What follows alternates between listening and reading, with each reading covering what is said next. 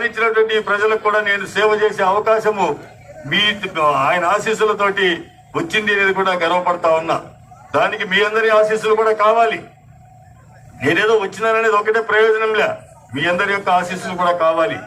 నా సేవలు అనేది ఒక్కసారి అవకాశం ఇచ్చి చూడండి, నా విధి విధానాలు ఏంటో కూడా మీకు తెలుస్తుంది.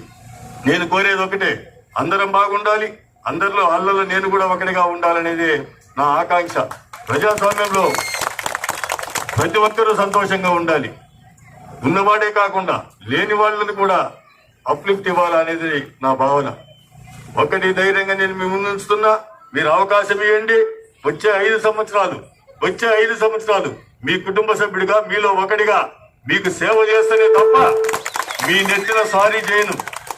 మీకు నెత్తిన సారీ చేసేటోళ్ళు కావాలన్నా, మీకు సేవ చేసేటోళ్ళు కావాలన్నా కూడా దయచేసి గమనించండి. అందరం బాగుండాలా, గ్రామాల ప్రజా